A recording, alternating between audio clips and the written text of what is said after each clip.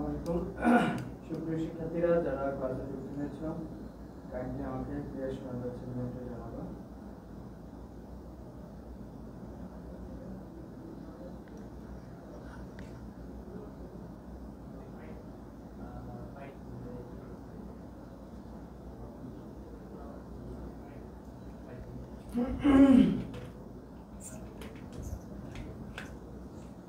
আমরা একটু লেট করে ফেলেছি। আমি একটু কনফিউশনে ছিলাম যে তোমাদের ক্লাসটা আজকে নেব না।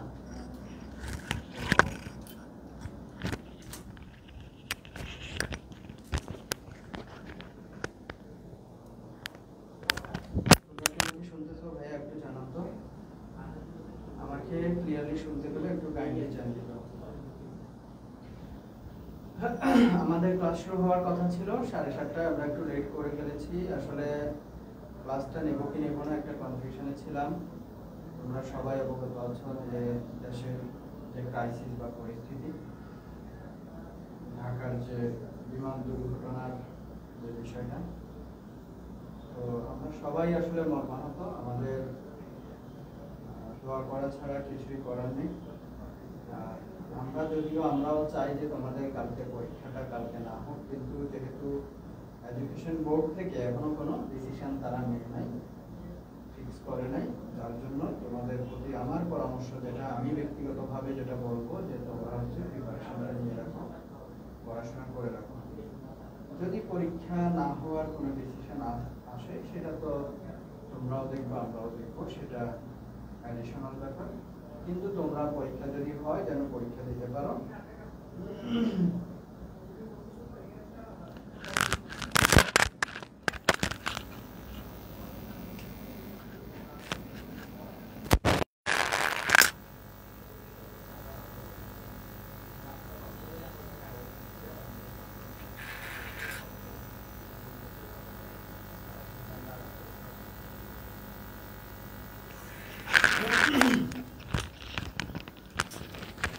এখন কি শোনা যাচ্ছে ভাইয়া একটু জানাও তো, এখন শুনতে পাচ্ছ?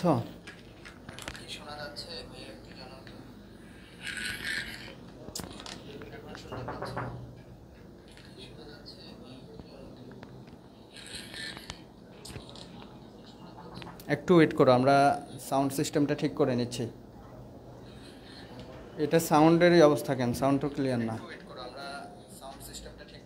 এটা একটা কেবল ছিল না, ওটা কই?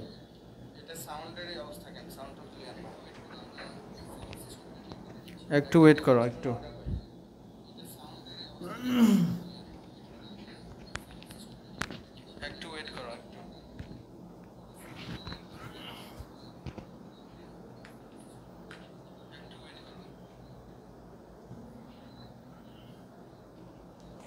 এখন শোনা যাচ্ছে? একটু বলো তো।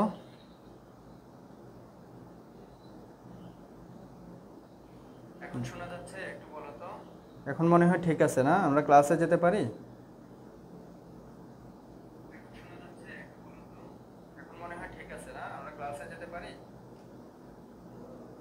ওকে, ঠিক আছে। শোনা যেহেতু যাচ্ছে, আমরা আর দেরি না করি। আমি তোমাদেরকে যেটা বলেছিলাম যে পরীক্ষা হোক বা না হোক, তুমি পড়াশোনা প্রস্তুতি নিয়ে রাখো, যেন তুমি ভেবে নাও যে পরীক্ষা হবে, সেটা ভেবে পড়াশোনা করো, ঠিক আছে?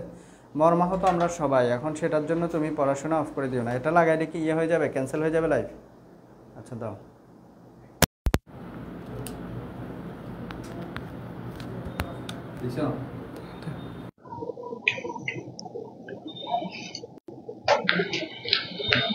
এখন আর একটু ভালো শুনতে পাওয়ার কথা, তোমরা ক্লিয়ার কিনা বলো।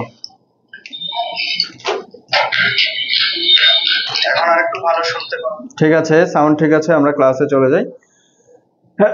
আচ্ছা আসো, আমরা দ্বিতীয় পত্রের প্রথম অধ্যায়টা, আমাদের ভারতে মুসলিম শাসন প্রতিষ্ঠা নিয়ে। এখানে এই জ্ঞানমূলক প্রশ্নগুলো তোমরা তোমাদের পরীক্ষার জন্য একটু মনোযোগ দিয়ে পড়বা। এগুলোর উত্তর তোমরা বলো, আমি তোমাদেরকে প্রশ্ন বলে দিচ্ছি, অ্যান্সারটা কমেন্টে জানাও। খলিফা প্রথম ওয়ালিদ কত খ্রিস্টাব্দে সিংহাসনে আরোহণ করেন? যে পারো সবার আগে কে অ্যান্সার করতে পারবা বলো। আরবরা সিন্ধু কত বছর শাসন করেছিলেন? এরপরের প্রশ্ন হচ্ছে গজনী বংশের প্রতিষ্ঠাতা কে? কেমন? এরপর সুলতান মাহমুদ কোন রাজবংশের শাসক ছিলেন? একটু দ্রুত অ্যান্সার করবা। অধ্যায় 5 এবং 6 কি পড়বা আমি শেষের দিকে বলে দিব ভাইয়া তোমাদেরকে। এগুলা থেকে কি পড়বা একটা গাইডলাইন দেব, একটু ক্লাসে থাকো শেষ পর্যন্ত। সবাই হচ্ছে আজকে যারা ইনজুর্ড হয়েছে, যারা নিহত হয়েছে, সবার জন্য একটু খাস করে দোয়া করবা, কেমন? সবাই শুনতেছো ভাইয়া? ওকে। প্রথম ওয়ালিদ, খলিফা প্রথম ওয়ালিদ সিংহাসন আরোহণ করেছেন 705 সালে। দেরি করিও না, একটু দ্রুত বলো। আরবরা সিন্ধু শাসন করেছে মোট 150 বছর। কত বছর বলেছি? 150 বছর। গজনী বংশের প্রতিষ্ঠাতা কে? গজনী বংশের প্রতিষ্ঠাতা কে বলো? এরপরে সুলতান মাহমুদ কোন রাজবংশের শাসক ছিলেন? এটা তো তার নামের সাথে আমরা অনেক সময় উচ্চারণ করি যে সুলতান মাহমুদ আল গজনী, সুলতান মাহমুদ আল গজনী। আর গজনী বংশের শাসক হচ্ছেন সবুক্তগিন। নুজহাত তাওয়াসসুম সঠিক উত্তর দিয়েছে সবার আগে। সবুক্তগিন গজনী বংশের শাসক ছিলেন। তরাইনের দ্বিতীয় যুদ্ধ কত সালে সংগঠিত হয়? তরাইনের দ্বিতীয় যুদ্ধ 1192 সালে। তাহলে তরাইনের প্রথম যুদ্ধ হয় কত সালে? 1191 সালে, কেমন? আরবদের সিন্ধু অভিযানের প্রাক্কালে সিন্ধু ও মুলতানের রাজা কে ছিলেন? তরাইনের যুদ্ধগুলো কার শাসন আমলে হয়? মোহাম্মদ ঘুরির শাসন আমলে হয়, মনে থাকবে? আচ্ছা, সিন্ধু বিজয়ের পূর্বে সিন্ধু এবং মুলতানের রাজা কে ছিলেন? এরপরে দেবল বন্দর কোথায় অবস্থিত? যে বন্দরে মূলত জাহাজগুলো লুণ্ঠিত হয়েছিল। সোমনাথ মন্দির কোথায় অবস্থিত? কোন মুসলিম সেনাপতি সর্বপ্রথম সিন্ধু বিজয় করেন? মুহাম্মদ বিন কাসিম। হ্যাঁ, সিন্ধু এবং মুলতানের রাজা ছিলেন রাজা দাহির, কেমন? রাজা দাহির। এরপরে দেবল বন্দর কোথায় অবস্থিত? ভারতের সিন্ধুতে। কোথায়? সিন্ধুতে অবস্থিত, কেমন? দেবল বন্দর কোথায় অবস্থিত বলো? 7 নাম্বার প্রশ্ন, কোথায়? সিন্ধুতে। এরপরে আসো, পরবর্তী প্রশ্ন কি? সোমনাথ মন্দির কোথায় অবস্থিত? 8 নাম্বার যেটা, এটা কোথায়? ভারতের গুজরাটে। ভারতের গুজরাটে অবস্থিত, কেমন? আর এরপরে আছে কোন মুসলিম সেনাপতি সর্বপ্রথম সিন্ধু বিজয় করেন? এটা তোমরা দেখেছো যে মোহাম্মদ বিন কাসিম, এটা সবাই পারো। রাজা দাহিরের স্ত্রীর নাম কি? রাজা দাহিরের স্ত্রী কিন্তু দুজন ছিল, তো তাদের নাম কি একটু বলবা?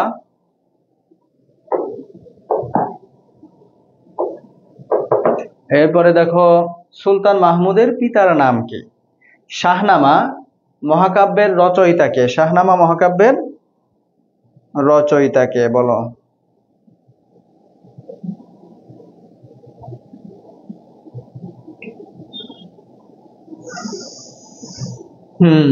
কোত্থেকে বলতেছিলাম আমি? তোমরা কোথায় উত্তর করার জন্য তোমাদেরকে দিয়েছিলাম। আচ্ছা, এই যে রাজা দাহিরের দুজন স্ত্রীর কথা বলেছি, একজন হচ্ছে রানীবাই, আর এই রানীবাই কিন্তু আগুনে আত্মাহুতি দিয়েছিল, মনে আছে তোমাদের? আরেকজন হচ্ছে রানী লোদি, কেমন? লোদি বা লাদি এরকম কিছু হবে। তো শাহনামা এটা একটা মহাকাব্য যেটা রচনা করেছেন মহাকবি ফেরদৌসী, মনে থাকবে? অনেক গুরুত্বপূর্ণ, প্রায় সময় বিভিন্ন পরীক্ষায় আসে। কে রচনা করেছেন বলেছি? মহাকবি ফেরদৌসী। ক্লাসে যারা আছো প্রায় 80 জনের মতো, সবাই একটু কাইন্ডলি ক্লাসটা শেয়ার করো, তোমার বন্ধু বান্ধবদেরকে একটু মেনশন করো। তোমাদের ব্যাচের যে গ্রুপগুলো আছে, হোয়াটসঅ্যাপ গ্রুপ বা নিজেদের কমিউনিটিস গুলা, সেগুলোতে একটু শেয়ার করো, কেমন? কারণ এটা তোমাদের কালকের পরীক্ষার জন্য খুবই ইফেক্টিভ একটা ক্লাস। একটু মনোযোগী হও। জাহান সুজ কার উপাধি? জাহান সুজ হচ্ছে একটা উপাধি যেটার অর্থ হচ্ছে পৃথিবী দাহক। জাহান মানে হচ্ছে পৃথিবী বা দুনিয়া, কেমন? আর দাহক মানে হচ্ছে জ্বালিয়ে দেয় যে, তাকে বলা হয়। হ্যাঁ, এই তো সবার আগে সঠিক উত্তর দিতে পেরেছ। কামরুল, না তোমার উত্তর তো হয় নাই ভাইয়া।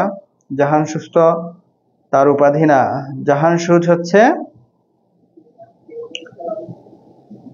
ঘুর বংশীয় শাহজাদা আলাউদ্দিন হুসাইনের, মনে থাকবে? আলাউদ্দিন হুসাইন তিনি কে ছিলেন? আলাউদ্দিন হুসাইনের উপাধি হচ্ছে জাহান সুজ। কি বলেছি? আলাউদ্দিন হোসেন, তিনি হচ্ছে ঘুর বংশীয় শাসক, ঘুর বংশীয় তৃতীয় শাসক ছিলেন। ঘুর বংশ, যেটা মোহাম্মদ ঘুরই প্রতিষ্ঠা করেছিলেন। পৃথ্বীরাজ কোন বংশের শাসক ছিলেন? পৃথ্বীরাজ, পৃথ্বীরাজ ছিলেন চৌহান বংশের, চৌহান রাজবংশের শাসক। ভারতে স্বাধীন মুসলিম শাসন প্রতিষ্ঠা করেন কে? এটা তোমরা বলো। মোহাম্মদ ঘুরির প্রকৃত নাম কি? একটু তাড়াতাড়ি বলো। হ্যাঁ, পৃথ্বীরাজ চৌহান রাজবংশের শাসক ছিলেন। মোহাম্মদ আল সোয়াইব শাহজাদা আলাউদ্দিন, কিসের উত্তর এটা? শাহজাদা আলাউদ্দিন তো হবে না। ভারতে প্রথম স্বাধীন মুসলিম শাসন প্রতিষ্ঠা করেন কুতুবউদ্দিন আইবেক। মনে থাকবে তোমাদের? কি নাম বলেছি? কুতুবউদ্দিন আইবেক। তিনি কে ছিলেন? তার পরিচয় জানো? মোহাম্মদ ঘুরির প্রকৃত নাম কি? মুইজউদ্দিন মোহাম্মদ বিন শাম। মুইজউদ্দিন মোহাম্মদ বিন শাম হচ্ছে মোহাম্মদ ঘুরির প্রকৃত নাম। বুঝতে পেরেছো সবাই? আমরা এই অধ্যায়ের অনুধাবনমূলক প্রশ্নগুলো দেখি তাহলে। আসো, অনুধাবনমূলক প্রশ্নগুলো একটু দেখি তাহলে আমরা।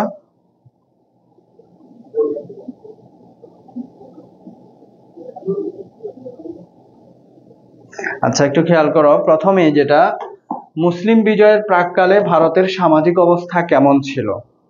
তো তোমাদেরকে কালকে যারা ক্লাসটা করেছো ইসলামের ইতিহাসের, কালকে একদম বিস্তারিতভাবে বলেছিলাম, তাই না?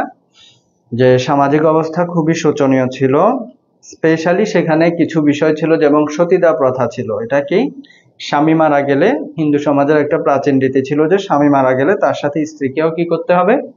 সহমরণ বরণ করতে হবে, বা একই সাথে তাকেও মৃত্যুবরণ করতে হবে, একই চিতায় নিজেকে পুড়িয়ে মেরে ফেলতে হবে। আর একটা হচ্ছে যে তোমার বহু বিবাহ এবং বাল্য বিবাহ এগুলা ছিল, কিন্তু বিধবা বিবাহ ছিল না। কেমন? আর যেহেতু সামাজিক অবস্থার কথা বলেছে, সেখানে শ্রেণী বৈষম্য ছিল। সবার আগে বলবা যে শ্রেণী বৈষম্য ছিল। কেমন? বিশেষ করে হিন্দুদের মধ্যে যে 4টা ক্লাস বা শ্রেণী ছিল, ব্রাহ্মণ, ক্ষত্রিয়, বৈশ্য, শূদ্র। এরা কার কাজ কি ছিল? যেমন ব্রাহ্মণরা কি করত? ধর্মকর্ম করত। এরপরে ক্ষত্রিয় যারা, তারা যুদ্ধ বিগ্রহের কাজ করত। বৈশ্য যারা, তারা ছিল ব্যবসা বাণিজ্য করত। আর শূদ্র যারা, কৃষক বা অন্যান্য যারা, তারা। মাথায় শুধু আজকের ঘটনাটা মনে পড়তেছে। কি করবা ভাইয়া, আমরা সবাই তো সেম ভাবে খুবই শোকাহত। আমি ভেবেছিলাম তোমাদের ক্লাসটা আজকে নেব না, কিন্তু যদি তোমাদের এরকম কোনো ঘোষণা আসতো যে কালকে পরীক্ষা হবে না, তাহলে আমি নিতাম না। কিন্তু যেহেতু কালকে হয়তো পরীক্ষা হয়েও যেতে পারে, যতক্ষণ পর্যন্ত না তোমরা শিওর হচ্ছ, তো যার জন্য তোমরা একটু যতটুকু পারো পড়ায় মনোযোগ দাও, কারণ পরীক্ষার জন্য প্রস্তুতি নিয়ে রাখো, ঠিক আছে? যেন তোমার পরীক্ষাটা খারাপ না হয়ে যায়, এর জন্য। আচ্ছা, এরপরে আসো, কারেন্ট নাই তাই ক্লাস করতে পারতেছো না। তো তুমি কারেন্ট না থাকলে, তুমি ক্লাস করতে না পারলে ক্লাসে কমেন্ট কিভাবে করলে? একটু আমাকে অ্যান্সারটা দাও তো। কে এটা? কালো গোলাপ। তুমি কমেন্ট করছো কিভাবে? সুলতান মাহমুদের ভারত অভিযানের মূল উদ্দেশ্য ব্যাখ্যা করো। এটাও কালকে আমরা বলেছি। মূল উদ্দেশ্য ছিল অর্থনৈতিক, অর্থাৎ ভারতের যে বিপুল ধন সম্পদ সেটা সংগ্রহ করা ছিল তার মূল উদ্দেশ্য ভারত অভিযানের। তিনি অনেকবার ভারত অভিযান করেছেন না? মোটা দাগে তার উদ্দেশ্য ছিল অর্থনৈতিক সমৃদ্ধি অর্জন করা, গজনী রাজ্যের সৌন্দর্য বৃদ্ধি করা। কেমন? পরীক্ষা যদি পিছায়, সেটা তুমিও দেখবা, আমিও দেখব। পরীক্ষা কি পিছাবে? প্লাবন জিজ্ঞেস করেছো। আমি তো শিক্ষা বোর্ডের কেউ না, বা আমার কাছে ওহিও আসে না যে আমি বলতে পারবো, ঠিক আছে? তোমার আর আমার মধ্যে এই ক্ষেত্রে জানার ক্ষেত্রে কোনো ইয়ে নেই। এমনিতে কালকে রাষ্ট্রীয় শোক ঘোষণা করেছে, সেটা তুমিও জানো, আমিও জানি। আসো এরপরে যাই। তাহলে এটাই ছিল মূল উদ্দেশ্য। কেমন? ওই যে তার বিশাল যে সৈন্যবাহিনী ছিল, এই যে বিশাল সৈন্যবাহিনী পোষণের জন্য তার টাকা পয়সা দরকার ছিল। এরপরে হচ্ছে তিনি গজনীর শাসন ব্যবস্থাকে সুন্দরভাবে পরিচালনার জন্য প্রয়োজন ছিল। গজনীকে একটি আকর্ষণীয় এবং সমৃদ্ধশালী নগরীতে পরিণত করতে চেয়েছিলেন, যেটা তার ইচ্ছা ছিল, যার জন্য তার বিপুল পরিমাণ ধন সম্পদ প্রয়োজন ছিল। তো এগুলো হচ্ছে বিষয়, আশা করি মনে থাকবে, কঠিন না। ভিনসেন্ট স্মিথ ভারতবর্ষকে নৃতত্ত্বের জাদুঘর বলেছেন কেন? একদম ক্লিয়ারলি কালকে আমরা বলেছি যে এগুলা ক্ষয়ের জন্য তোমরা পড়বা। ভিনসেন্ট স্মিথ কেমন ভারতবর্ষকে তিনি কি বলেছেন? নৃতত্ত্বের জাদুঘর। কেন বলেছেন তোমরা বলতে পারবা? কারণ এই ভারতীয় উপমহাদেশে অসংখ্য জাতি গোষ্ঠী নানা ধর্ম বর্ণের মানুষ বসবাস করার কারণেই বলেছেন। ভারতবর্ষকে আরেক ঐতিহাসিক একটা বিশাল জালের সাথে তুলনা করেছেন, যেখানে বহু মানুষ, একটা জালে যেমন বহু মাছ ধরা পড়ে যায়, আটকে যায়, তেমনি এখানেও বহু ধর্মের বহু বর্ণের মানুষ একসাথে এসে বসবাস করছে। তাহলে আরেকটা বিষয়, ভারতের প্রাচীন অধিবাসী কারা? দ্রাবিড়। কেমন একটু মনে রাখিও। ভিনসেন্ট স্মিথ কেন এটা বলেছেন আমরা বুঝতে পারলাম আশা করি। তো এরপরে দেখো সতীদাহ প্রথা কি? তাহলে এটা একটা হিন্দু সমাজে, প্রাচীন হিন্দু সমাজের প্রচলিত সামাজিক রীতি। কি রীতি? সামাজিক রীতি। এটা অনুযায়ী দেখা যায় যে স্বামীর মৃতদেহের সাথে বিধবা স্ত্রীকে একই চিতায় পুড়িয়ে মারা হতো। অনেক সময় স্ত্রী চাইতো না যে সে মারা যাবে, কিন্তু সামাজিক প্রথা অনুযায়ী তাকে মৃত্যুবরণ করা ছাড়া কোনো উপায় ছিল না। বুঝতে পেরেছ? সবাই বুঝতে পেরেছ কিনা বলো, কারো কোনো প্রশ্ন থাকলেও বলো। তো এখানে আরেকটা তথ্য তোমাদেরকে দিয়ে রাখি, 1829 সালটা মনে রাখিও। 1829 সালে একজন সমাজ সংস্কারক, নাম হচ্ছে রাজা রামমোহন রায়, তার উদ্যোগে ভারতের তৎকালীন গভর্নর জেনারেল ছিলেন লর্ড উইলিয়াম বেন্টিঙ্ক।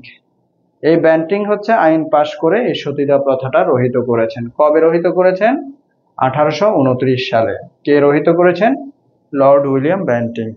কার সহায়তা? ওই যে রাজা রামমোহন রায়। বুঝতে পেরেছ?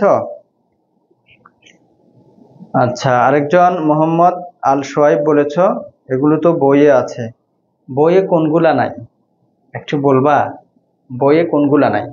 তরাইনের দ্বিতীয় যুদ্ধের গুরুত্ব ব্যাখ্যা করো। তরাইনের দ্বিতীয় যুদ্ধের গুরুত্ব কি? এই যুদ্ধের মাধ্যমেই তোমরা জানো যে মোহাম্মদ ঘুরি ভারতে স্থায়ী একটা মুসলিম সাম্রাজ্য প্রতিষ্ঠা করেছেন। এই যে কামরুল ইসলাম একটা সুন্দর প্রশ্ন করেছে তার রিপ্লাইয়ে, যে তার মানে কি বইয়ের বাহিরের প্রশ্ন আসবে? ধরো আমরা যাই পড়ি, তুমি যদি বলতে চাও যে ভাইয়া আপনি যেগুলো পড়াচ্ছেন এগুলো বইয়ে আছে বা এগুলো বিভিন্ন সময় পরীক্ষায় এসেছে, তো এখন পরীক্ষায় আসে নাই এরকম কম গুরুত্বপূর্ণ বিষয়গুলো তোমাদেরকে পরীক্ষার আগের রাতে পড়াই, এটা কি তোমরা চাও? এটা কি কোনো বুদ্ধিমানের কাজ হবে? গুরুত্বের দিক বিবেচনায় যেগুলো তোমাদের জন্য বেশি গুরুত্বপূর্ণ আমরা সেগুলোই পড়ানোর চেষ্টা করি, ঠিক আছে?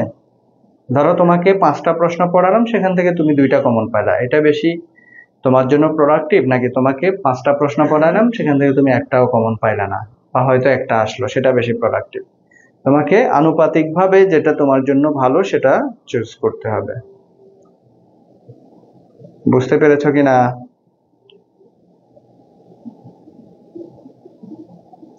নুজহাত তাবাসসুম বলতেছ এক্সাম স্থগিত ঘোষণা দিয়ে দিছে, তুমি কি শিওর ঘোষণা দিছে?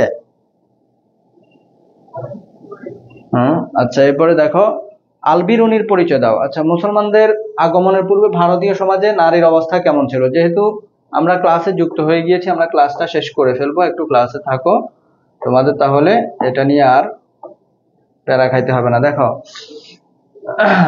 কি বলেছিলাম, নারীর অবস্থা কেমন ছিল? খুবই শোচনীয় ছিল। এটাও তোমরা ওই যে সতীদাহ প্রথা টথা এগুলো এনে ব্যাখ্যা করে বলতে পারবা।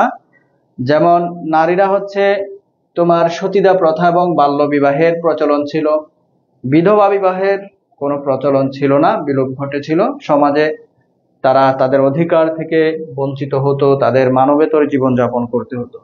আল-বিরুনির পরিচয় দাও। আল-বিরুনি কে ছিলেন? তিনি ছিলেন মধ্যযুগের বিখ্যাত একজন মুসলিম শিক্ষাবিদ এবং গবেষক, কেমন? এবং তিনি বহুমুখী প্রতিভার অধিকারী ছিলেন, দর্শন, ভূগোল, ইতিহাস, জ্যোতিষশাস্ত্র ইত্যাদি।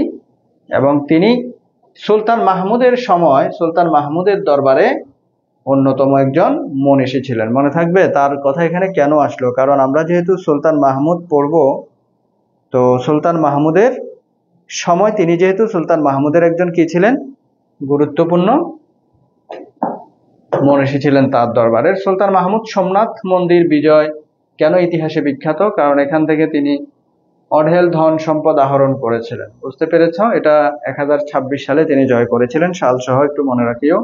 শাহনামা কি ব্যাখ্যা করো। শাহনামা হচ্ছে সুলতান মাহমুদের সভাকবি মহাকবি ফেরদৌসের রচিত একটা মহাকাব্য। এটা জ্ঞানমূলকীয় ছিল, আবার অনেক সময় এটার ব্যাপারে একটু পরিচয়ও জানতে চাওয়া হয়, তাই না?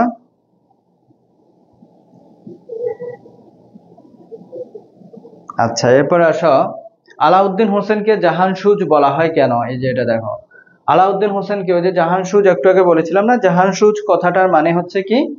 জাহানসুজ কথাটার মানে হচ্ছে পৃথিবী দাহক।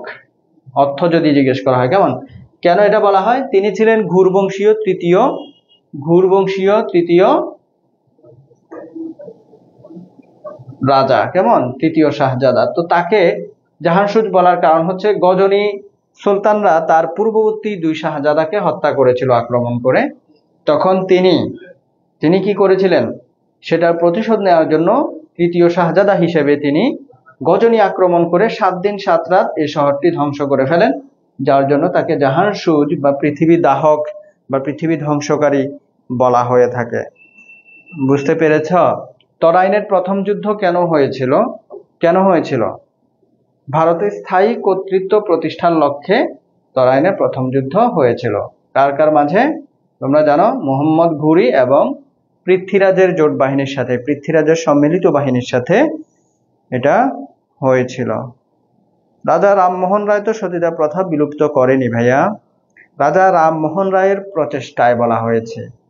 রাজা রামমোহন রায়ের প্রচেষ্টায় বা উদ্যোগে বলতে পারো, তিনি ভূমিকা রেখেছেন আইন পাশ করে। তখন যেহেতু গভর্নর জেনারেল ছিলেন লর্ড উইলিয়াম বেন্টিঙ্ক, তিনি বন্ধ করেছেন। বুঝতে পেরেছে সবাই কি ক্লিয়ার বলো? এখানে আরো যে প্রশ্নগুলো দেখবা, রাজা দাহিরের স্ত্রী জওহর ব্রত পালন করেন কেন? জওহর ব্রত মানে তো বুঝতে পেরেছ। রাজা দাহিরের স্ত্রী কি করেছিল? রাজা দাহিরের স্ত্রী শেষ মুহূর্তে যখন দাহির পরাজিত হয়ে পড়ল, সে চেষ্টা করেছিল 15,000 সৈন্য জোগাড় করে মোহাম্মদ বিন কাসিমকে মোকাবেলা করার, কিন্তু যখন দেখলো যে আসলে পসিবল না, হেরে যাবে, তখন সে সবাইকে একটা জ্বালাময়ী ভাষণ দিয়ে যে এখন আমাদের আর মান ইজ্জত বাঁচানোর কোনো উপায় নেই, আমরা তাদের হাতে ধরা পড়ার চেয়ে আমাদের বরং ভালো হবে কি করা, নিজেদেরকে নিজেরা পুড়িয়ে মেরে ফেলা। বুঝতে পেরেছ? আচ্ছা, এখানে এমসিকিউ যেগুলো আছে এগুলো তো তোমরা আশা করি পারবা, তাই না? যেহেতু এখানে উত্তর দেয়া আছে, সেগুলো তোমরা নিজেরা পড়ে নিও একবার, কি বলো? ঠিক আছে, সবাই কি একমত? একটু তাড়াতাড়ি বলো।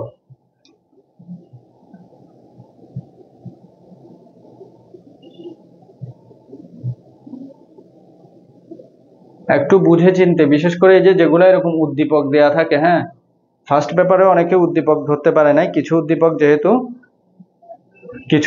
যেহেতু কি থেকে এসেছে, তোমরা দেখেছ যে 24-এর বিভিন্ন ঘটনাকে কেন্দ্র করে এসেছে, তো অনেকেই সেগুলোকে মিলাইতে পারে নাই হয়তোবা, তবে খুব বেশি কঠিন ছিল না। আচ্ছা দেখো, আমরা এই অধ্যায় থেকে তোমরা সিকিউ কি পড়বা একটু দেখাই দিই। মোহাম্মদ বিন কাসিম, সিন্ধু বিজয়, কারণ ও ফলাফল। একটু খেয়াল করো, তাহলে সিন্ধু বিজয় পড়বা। মোহাম্মদ বিন কাসিম থেকে কি পড়বা বলছি? 1 নম্বর টপিক হচ্ছে সিন্ধু বিজয়ের কারণ ও ফলাফল। সেখানে মোহাম্মদ বিন কাসিমের মৃত্যুর ঘটনাটাও পড়বা। এই পরীক্ষা এখনো পর্যন্ত স্থগিত হয়েছে এরকম কোনো নোটিশ আসে নাই, হুদাই তোমরা বিভ্রান্তি ছড়ায়ও না। উদ্দীপকগুলো পড়ে দিচ্ছি, কামরুন নাহার। তোমরা চলে যাচ্ছ কেন? কে জানি বলছে পরীক্ষা স্থগিত, পোলাপাইন চলে যাচ্ছে, দেখছো? ক্লাসে থাকো, চলে যাও না। এটা থেকে কালকে তোমাদেরকে পরীক্ষা অ্যান্সার করতে অনেক হেল্প করবে। একটু খেয়াল করো, সিন্ধু বিজয়, কারণ এবং ফলাফল, একটা উদ্দীপক আমরা একটু এখানে নমুনা প্রশ্ন হিসেবে দিচ্ছি। এটা পরীক্ষা আসবে কালকে এরকম কোনো কথা না, এটা কোনো প্রশ্ন ফাঁস হয়ে গেছে আমি সেখান থেকে মেরে দিছি এরকম না, ঠিক আছে? যমুনার এক পাশে টাঙ্গাইল এবং অন্য পাশে সিরাজগঞ্জ জেলা অবস্থিত। টাঙ্গাইলের এলেঙ্গাচরের লোকেরা অত্যন্ত কঠোর প্রকৃতির ছিল। একদিন সিরাজগঞ্জের এক জেলে নদীতে নৌকা দিয়ে মাছ ধরছিল। এমন সময় এলেঙ্গাচরের কিছু লোক এসে নৌকাসহ মাছ লুট করে নিয়ে যায়। ঘটনাটি সিরাজগঞ্জের সদর উপজেলা চেয়ারম্যানকে জানালে তিনি এলেঙ্গাচরের উপজেলা চেয়ারম্যানের নিকট ক্ষতিপূরণ এবং ডাকাত দলকে হস্তান্তরের দাবি জানান। এর ফলে কি হয়, এলেঙ্গাচরের উপজেলা চেয়ারম্যান জানান ডাকাতদের উপর তার কোনো নিয়ন্ত্রণ নেই। তিনি ক্ষতিপূরণ এবং ডাকাত দলকে হস্তান্তরের দাবি অস্বীকার করেন, যার ফলে সিরাজগঞ্জ এলাকার লোকজন এলেঙ্গাচর বাসীর উপর হামলা চালায়। তাহলে এটা থেকে তোমরা কি বুঝতে পেরেছ? এই ঘটনাটা, এই যে এখানে লুণ্ঠন হওয়া এবং সেটার ক্ষতিপূরণ চাওয়া, এই বিষয়গুলো কিসের সাথে মিলতেছে? আমরা 3 নাম্বার প্রশ্নটা একটু দেখি।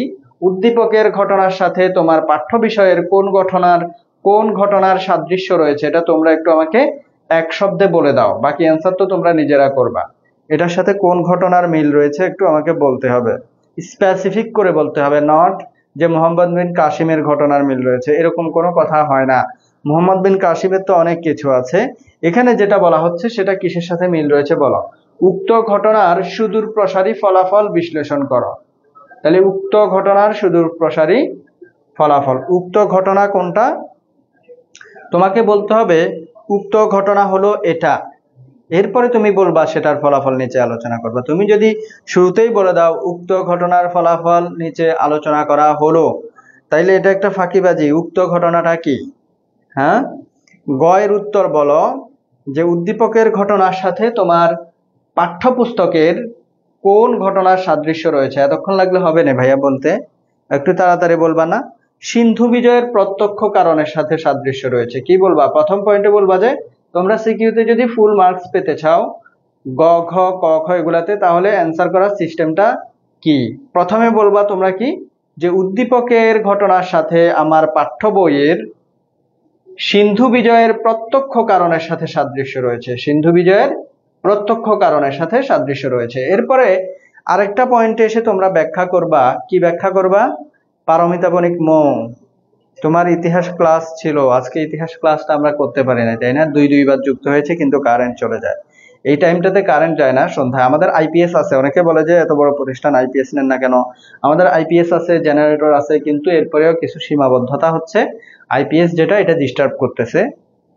আর জেনারেটরটা অনেক নিচে, ধরো এমন অবস্থা যে কারেন্টের এই চকবাজারে আমরা যেখানে আছি, এটা চালাইতে গেলে অনেক সময় দেখা যায় চালাই উপরে আসতে আসতে সেটা মানে কারেন্ট চলে আসে, এই একটা অবস্থা। আচ্ছা, এরপর আসো, কেমনই এসেছো, যুক্ত হয়েছো, মাত্র এসেছো ক্লাসে। তো তুমি সিন্ধু বিজয়ের প্রত্যক্ষ কারণের সাথে মিলে এটা বললা।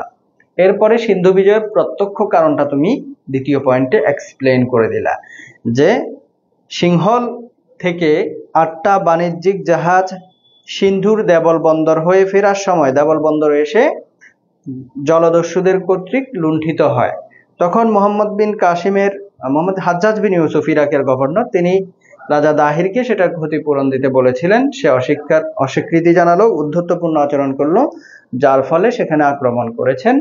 তো এই ঘটনাটা তুমি দ্বিতীয় পয়েন্টে বলে, যদি দেখা যায় লেখা বেশি হয়ে যাচ্ছে, যতটা শর্ট করা যায়, লেখা চাইলেই শর্ট করা যায়। আর 3 নম্বরে এসে বলবা উদ্দীপকের এই যে 2টা গ্রামের কথা বলেছে, সিরাজগঞ্জের সদর উপজেলা কই, সিরাজগঞ্জের আচ্ছা কই সদর কি বলছে, আচ্ছা সিরাজগঞ্জের একটা জেলা, আর একটা হচ্ছে টাঙ্গাইলের এলেঙ্গাচর, এই 2টা অঞ্চলের লোকদের যে কাহিনীটা এখানে বলেছে এটার সাথে মিলে যায়।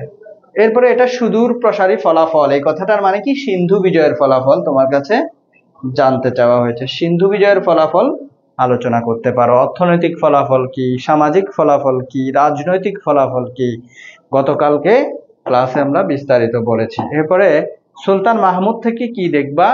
সুলতান মাহমুদ থেকে তার চরিত্র কৃতিত্ব দেখবা, আর তার সোমনাথ মন্দির অভিযানটা দেখবা। ঠিক আছে, খুবই কম, বেশি কিছু না রে ভাই। এবার আমরা একটা উদ্দীপক নমুনা প্রশ্ন সলভ করি। এর মানে এই না যে এই উদ্দীপকটা কালকের পরীক্ষা আসতেছে। আমি কিন্তু প্রশ্ন পাই নাই, এগুলো আগের প্রশ্ন। এটা একটা নমুনা প্রশ্ন। দেখো, আফ্রিকার একটি উপজাতি সূর্য দেবতার মন্দিরকে সবচেয়ে নিরাপদ ও শক্তির আধার মনে করে তাদের সকল ধন সম্পদ সেখানে গচ্ছিত রাখে। গচ্ছিত রাখা মানে কি? জমা রাখা। এটা কিন্তু সোমনাথ মন্দিরের সাথেও মিলে যায়, কারণ তারা এই সোমনাথ মন্দিরকে সবচেয়ে নিরাপদ মনে করত, এবং এটাকে তারা মনে করত যে এটা দুর্জেয় মানে কি? যা জয় করা দুঃসাধ্য, যেটা জয় করা যাবে না, এরকম মনে করত। হ্যাঁ, তাদের বিশ্বাস শত্রু যত শক্তিশালী হোক সূর্য দেবতা তাদেরকে রক্ষা করবে। মন্দিরে ধন সম্পদ গচ্ছিত রাখার বিষয়ে একটি ইউরোপীয় অভিযাত্রী দল অবগত হয়। তাদের স্বপ্ন ছিল হাওয়াই দ্বীপে তারা একটি অবকাশ কেন্দ্র স্থাপন করবে। এজন্য মন্দির লুণ্ঠন করার মনস্থির করে। অভিযাত্রীরা অস্ত্রশস্ত্রে সুসজ্জিত হয়ে মন্দির আক্রমণ করে। উপযাত্রীরা প্রাণপণ লড়াই করেও পরাজিত হয়। অভিযাত্রীরা মন্দির হতে প্রচুর ধন সম্পদ হস্তগত করে। তো উদ্দীপক পড়ে আশা করি তোমরা বুঝতে পেরে গেছো যে এটা যেহেতু মন্দিরের কথা বলা হচ্ছে, এই যে উদ্দীপকে সূর্য দেবতার যে মন্দির আক্রমণের সাথে সুলতান মাহমুদের কোন অভিযানের সাদৃশ্য রয়েছে। সুলতান মাহমুদের অনেকগুলো অভিযান রয়েছে, সেটা তুমিও জানো আমিও জানি, কিন্তু এখানে তো তোমাকে সবগুলো অভিযানের ব্যাপারে তোমাকে জিজ্ঞেস করে নাই। এখানে বলতে চেয়েছে যে কোন অভিযানের সাথে সাদৃশ্য রয়েছে। বুঝছো? পারমিতা বণিক তোমার কি ইসলামের ইতিহাস আছে ভাইয়া? আচ্ছা, কোন অভিযানের সাথে সাদৃশ্য রয়েছে? সোমনাথ মন্দির অভিযান থেকে। উদ্দীপকের আলোকে সুলতান মাহমুদের ভারত অভিযানের অর্থনৈতিক দিকটি বিশ্লেষণ করো। খুবই গুরুত্বপূর্ণ অর্থনৈতিক দিকটা আমরা বারবার আলোচনা করেছি। পারমিতা বণিক স্যার, ত্রিশক্তি আতাত আর ত্রিশক্তি জোটের মধ্যে কোন কোন দেশ যুক্ত ছিল তা একবার বলে দিবেন? দেখছো, ইসলামের ইতিহাস ক্লাসে ঢুকে পড়ে সে ইতিহাসের প্রশ্ন জিজ্ঞেস করে ফেলছে। যাই হোক, সে এখানে এসে আমাকে খুঁজে নিয়ে যে প্রশ্নটা করেছে এটার জন্য তাকে আমরা সবাই ফার্স্ট অফ অল অ্যাপ্রিসিয়েট করি। তার জানার আগ্রহ আছে বলে সে করেছে। আচ্ছা, ত্রিশক্তি আতাত আর একটা হচ্ছে ত্রিশক্তি জোট। ত্রিশক্তি আতাতটা অনেকটা মিত্র শক্তির মতো বলতে পারে, ঠিক আছে? আর ত্রিশক্তি জোট যেটা, সেটা হচ্ছে অক্ষ শক্তির যে দেশগুলো, জার্মান, এরপরে হচ্ছে গিয়ে ইতালি, এই দেশগুলোকে নিয়ে গঠিত হয়েছিল। অন্যদিকে ত্রিশক্তি আতাত যেটা, এখানে ছিল তোমার ফ্রান্স ছিল মনে হয়, এরপরে যুক্তরাজ্য ছিল, তিনটা দেশ ছিল দুই পক্ষে, বুঝছো? তো আতাত হচ্ছে মিত্র শক্তির সাথে মিলাবা, অর্থাৎ যেগুলো অক্ষ শক্তিতে ছিল না। তবে এটা অক্ষ শক্তি মিত্র শক্তি না, এগুলো দুইটা অ্যালায়েন্স বা জোট, পাল্টা জোট, যেটা দ্বিতীয় বিশ্বযুদ্ধের পূর্বে গঠিত হয়েছিল এবং এই ঘটনাগুলো দ্বিতীয় বিশ্বযুদ্ধের প্রেক্ষাপট তৈরি করেছিল। বাংলাদেশ সেনাবাহিনী আমাদের ক্লাসে আছে, চিন্তা করতে পারছো? কি নাই অনলাইন ক্লাসে? কি নাই? সেনাবাহিনী থেকে শুরু করে তোমার জরিনা, সকিনা, এরপরে হচ্ছে তোমার এই যে বৃষ্টি বিলাস, অ্যাঞ্জেল সকিনা, অ্যাঞ্জেল জরিনা, আরো কত রকমের নাম, এরপরে হচ্ছে তোমার কালো গোলাপ, সাদা গোলাপ, সব আমাদের অনলাইন ক্লাসে চলে আসে। আসো, দেরি না করি, মোহাম্মদ ঘুরি থেকে তোমরা কি দেখবা? মোহাম্মদ ঘুরির তরাইনের প্রথম এবং দ্বিতীয় যুদ্ধ, খুবই শর্ট করে দিলাম, একটু উদ্দীপক দেখি একটা সলভ করে বুঝতে পারো কিনা। অটোমান সাম্রাজ্যের প্রকৃত প্রতিষ্ঠাতা হিসেবে সুলতান ওসমানের নাম ইতিহাসের পাতায় স্বর্ণাক্ষরে লেখা থাকবে। এশিয়া মাইনরে বিদ্রোহ দমনের পর তিনি একে একে সমগ্র উত্তর পশ্চিমাঞ্চল জয় করেন। এরপর তিনি নাইমিয়া, ব্রুসা, কারাসাই প্রভৃতি বিজয় করেন। এরপরে 1337 সালের একটা যুদ্ধে তিনি সাময়িক পরাজিত হয়েও পরের বছর 1338 সালে তিনি দ্বিতীয় যুদ্ধে একই জায়গায় দ্বিতীয় যুদ্ধে বিজয় অর্জন করেন এবং এশিয়া মাইনরে তুর্কি কর্তৃত্ব প্রতিষ্ঠা করেন। এভাবে উন্নত সামরিক কৌশল, শত্রুপক্ষের বিশৃঙ্খলা, পৃষ্ঠপোষকতা, হ্যাঁ, এগুলা হচ্ছে গিয়ে এশিয়া মাইনরের সুলতান ওসমানকে স্থায়ীভাবে বিজয় এনে দিয়েছিল। তো এখানে আর মনে হয় না পড়ার দরকার আছে। আমরা মনে হয় বুঝতে পেরে গেছি যে কি ঘটেছে, কেমন। তো এখানে একটু বিষয় খেয়াল করো, মোহাম্মদ ঘুরির ব্যাপারে মনে রাখবা, তরাইনের প্রথম যুদ্ধ আর দ্বিতীয় যুদ্ধ, এই প্রথম যুদ্ধে সে পরাজিত হয়েছিল, কেমন, সে পরাজিত হয় কোন রকমে প্রাণে বেঁচে ফিরে পৃথ্বীরাজের সম্মিলিত জোট বাহিনীর সাথে। দ্বিতীয় যুদ্ধে সে জয়ী হয়েছিল এবং এই যুদ্ধে জয়ী হওয়ার ফলাফল, তরাইনের দ্বিতীয় যুদ্ধের ফলাফলটা পড়বা। কেন এই যুদ্ধে জয়ী হওয়ার ফলাফল হচ্ছে সে ভারতবর্ষে একটা স্থায়ী সাম্রাজ্য প্রতিষ্ঠা করেছে, ঘুর রাজবংশ প্রতিষ্ঠা করেছে। আমরা তৃতীয় অধ্যায়ে চলে যাব। তৃতীয় অধ্যায় মুঘল সাম্রাজ্য, উপমহাদেশে মুঘল সাম্রাজ্য। আরেকটা গুরুত্বপূর্ণ ইনফরমেশন বলে রাখি, সেটা হচ্ছে তোমরা ফার্স্ট পেপারেও খেয়াল করেছো। আচ্ছা, ফার্স্ট পেপারে তো বাংলার ইতিহাস ছিল না, ইতিহাস ফার্স্ট পেপারের কথা বলতেছি। ওইখানে কিন্তু বাংলার ইতিহাস, এরপরে 6 দফা, 7ই মার্চের ভাষণ বা বঙ্গবন্ধু রিলেটেড বা আওয়ামী লীগ সরকার রিলেটেড যে বিষয়গুলো, এগুলো এবারে পরীক্ষায় স্কিপ করা হয়েছে। সেটা আমরা আগেও ক্লাস নেওয়ার সময় বারবার বলেছিলাম যে এগুলো থেকে প্রশ্ন আসবে না, আসে নাই। তোমাদের ইসলামের ইতিহাস সেকেন্ড পেপারে যেহেতু এই টপিকগুলো আছে শেষের দিকের গুলাতে, তো কেমন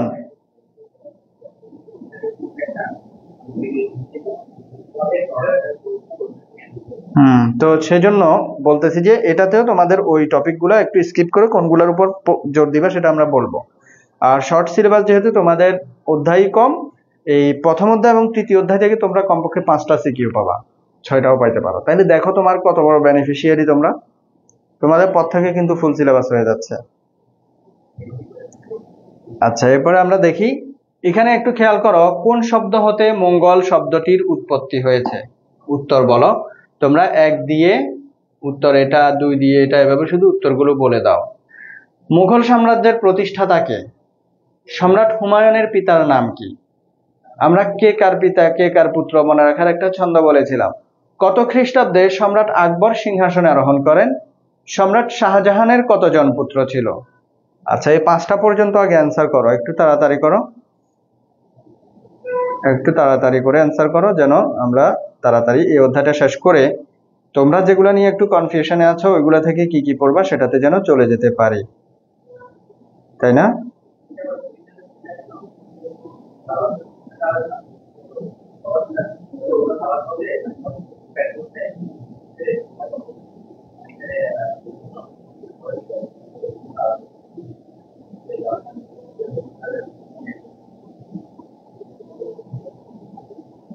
ঠিক আছে, নুজহাত তাবাসসুম 1 নম্বর প্রশ্নের উত্তর করেছো, ভেরি গুড, সঠিক হয়েছে। আমার জন্য মনে হয় তোমাদের দেখতে সমস্যা হচ্ছে, আমি এক সাইডে সরে যাচ্ছি।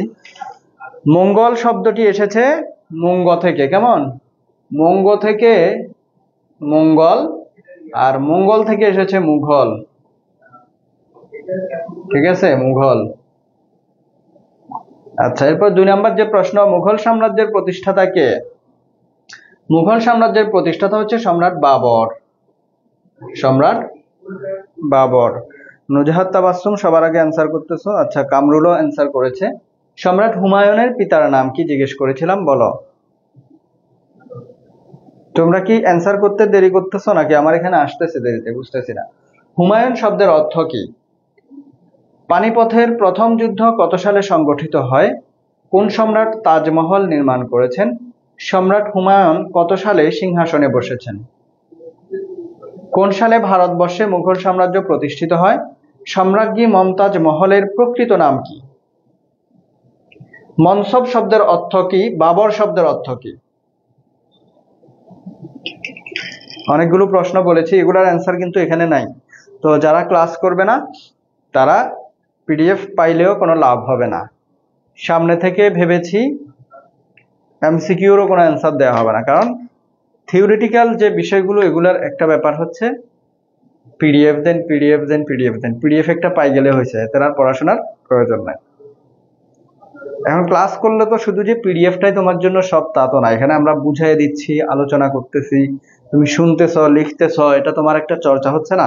পিডিএফ এরকম শত শত পিডিএফ আমরাও পড়ার নাম করে নিয়ে ফোনে সেভ করে রাখছি, কিন্তু পড়ি না। আমরা বাঙালি জাতি, আমাদের অলসতা বেশি। তাইলে কোন নাম্বারটা বলতেছিলাম? সম্রাট হুমায়ুনের পিতার নাম কি? হুমায়ুনের পিতার নামও কি? বাবর। কত খ্রিস্টাব্দে সম্রাট আকবর সিংহাসনে আরোহণ করেছেন? 1556। কে উত্তর করেছে সবার আগে? প্লাবন চৌধুরী। সে তো সেটার অ্যান্সার করে নাই, 7-এর উত্তর করেছে মনে হয়। পানিপথের প্রথম যুদ্ধ হয় 1526।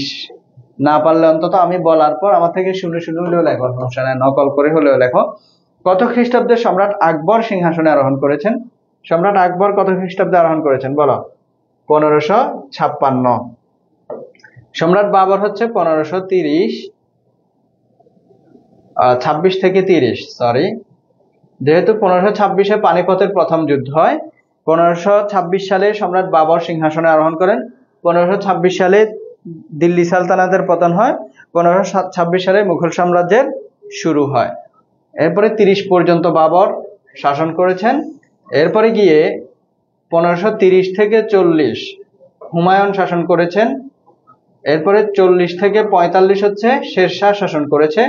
45 থেকে 55 হচ্ছে সুরবংশীয় অন্যান্যরা শাসন করেছে। 55 থেকে 56 আবার সম্রাট হুমায়ুন শাসন করেছেন। এই 56 সালে হচ্ছে সম্রাট আকবর কি করেছেন, সিংহাসনে এসেছেন। তাহলে কত সালে? 1556 সালে। ওকে, শাহজাহানের পুত্র ছিল কতজন? 4 জন। নামগুলা সহ জেনে রাখলে তুমি শাহজাহানের পুত্রদের মধ্যে যে উত্তরাধিকার নিয়ে যুদ্ধ বা দ্বন্দ্ব হয়েছিল সেটাও বলতে পারবা। হুমায়ুন শব্দের অর্থ কি? হুমায়ুন শব্দের অর্থ হচ্ছে ভাগ্যবান। পানিপথের প্রথম যুদ্ধ বলেছি। কোন সম্রাট তাজমহল নির্মাণ করেছেন? সম্রাট শাহজাহান। তাজমহল কোথায় অবস্থিত বলতো? সম্রাট হুমায়ুন কত সালে সিংহাসনে বসে? বলেছি। কোন সালে ভারতবর্ষে মুঘল সাম্রাজ্য প্রতিষ্ঠিত হয়? বলেছি। সম্রাজ্ঞী মমতাজ মহলের প্রকৃত নাম কি? এটা তোমরা বলো। মনসব শব্দের অর্থ কি? মনসব শব্দের অর্থ হচ্ছে পদমর্যাদা। পদমর্যাদা, কেমন? এক কথায় যদি জানতে চাওয়া হয় তোমরা এভাবে অ্যান্সার করলে হবে এক শব্দে। মনসব শব্দের অর্থ পদমর্যাদা। বাবর শব্দের অর্থ কি? তুর্কি ভাষায় বাবর শব্দের অর্থ হচ্ছে সিংহ। ফার্সি ভাষায় বাঘও হয় বাবর শব্দের অর্থ। 4 জন, ভেরি গুড। 4 জনের নাম কি জানো?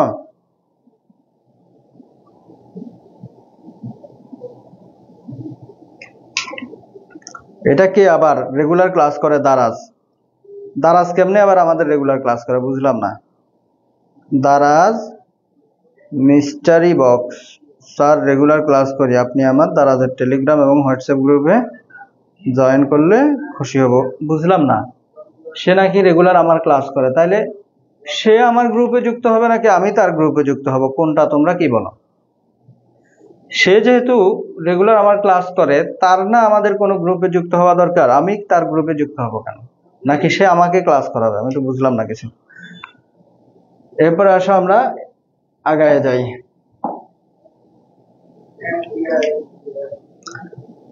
হ্যাঁ, এরপরে দেখো শেরশাহের বাল্য নাম কি? পাট্টা কি? পানিপথের দ্বিতীয় যুদ্ধ কত সালে? এখানে অনেকগুলো প্রশ্ন, কারণ অধ্যায়টা অনেক বড়, এগুলো সবগুলো একটু জানতে হবে। তাহলে শেরশাহের বাল্য নাম কি? ধাপে ধাপে অ্যান্সার করো, কোনো সমস্যা নাই। শেরশাহের বাল্য নাম কি এটা বলো। এরপরে বলো যে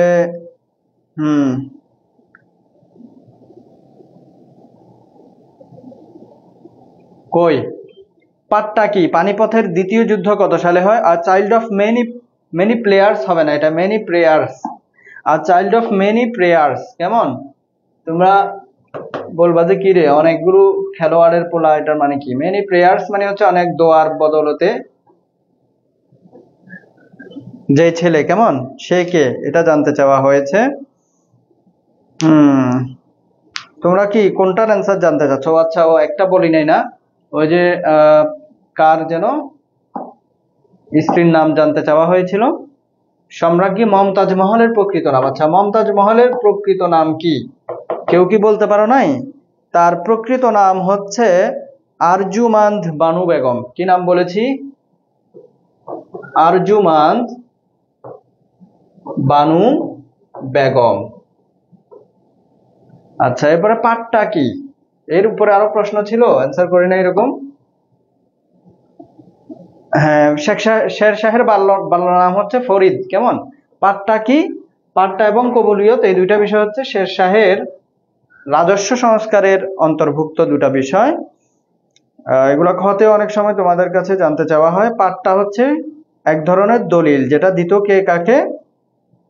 যেটা সরকারি দিত কৃষকদেরকে। কি স্বীকার করে? জমির উপর কৃষকদের সত্ত্ব স্বীকার করে কৃষকদেরকে যে দলিল দিত সেটাকে বলা হয় পাট্টা। তাহলে আমরা এটাকে বলতে পারি কি? জমির উপর কৃষকদের সত্ত্ব স্বীকার করে দলিল, সত্ত্ব দলিল। জমির উপর কৃষকদের কি বলবো? যদি একদম সংক্ষেপে বলি আর কি, কয়ের জন্য, জমির উপর কৃষকদের সত্ত্ব দলিল খুবই গুরুত্বপূর্ণ, কেমন? এগুলা থেকে কালকে ইনশাল্লাহ কমন পাবা, ভালো করে একটু পড়ো। মানে এখন আমার সাথে সাথে পড়ে ফেলো, পরে পড়বা এটা বাদ দাও। একটা প্রশ্ন আমার সাথে 5 বার করে উচ্চারণ করো, প্র্যাকটিস করো, আর সাথে সাথে কমেন্টে লিখতে থাকো, দেখবা কেমনে ভুলার কোনো সুযোগই নাই। পরের যে প্রশ্ন সেটা একটু দেখো। হ্যাঁ, a child of many prayers বলা হয় কাকে? এরপরে বেল অফ জাস্টিস বা ন্যায় বিচারের ঘন্টা প্রবর্তন করেছিলেন কে? কেন প্রবর্তন করেছিলেন? তার রাজ্যের সাম্রাজ্যের কোনো অভিযোগকারী কোনো ব্যক্তি যদি কারো ব্যাপারে রাজকর্মচারী বা সম্রাটের বিরুদ্ধে স্বয়ং সম্রাটের বিরুদ্ধেও যদি কোনো কি দিতে চায়, কোনো প্রকার অভিযোগ দিতে চায় যেন দিতে পারে, এই জন্য। বুঝতে পেরেছ? তো আরেকটা প্রশ্ন এখানে রয়ে গেছে, পানিপথের দ্বিতীয় যুদ্ধ কত সালে হয়? 1556। বলো নাই কেন কেউ? অ্যান্সার কেন করতেছো না? A child of many prayers বলা হয় সম্রাট জাহাঙ্গীরকে। সম্রাট জাহাঙ্গীরকে কেন বলা হয় সেটাও জানতে হবে। ন্যায় বিচারের ঘণ্টা প্রবর্তন করেন সম্রাট জাহাঙ্গীর। নূরজাহানের প্রকৃত নাম কি? কালকে বলেছি অনেকবার, বলে যাও। সম্রাট শাহজাহানের পিতার নাম কি? এটাও সহজ। প্রিন্স অফ বিল্ডার্স বলা হয় কাকে? প্রিন্স অফ বিল্ডার্স নির্মাতা সম্রাট। তাজমহল নির্মাণ করেন কে? মমতাজের উপাধি কি? তাড়াতাড়ি ভাই।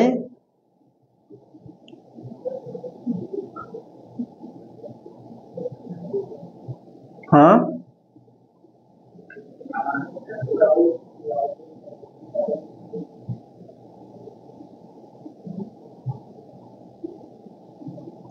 সম্রাট জাহাঙ্গীরকে 17। রিয়াদুল ইসলাম বলেছ 17 কোনটা?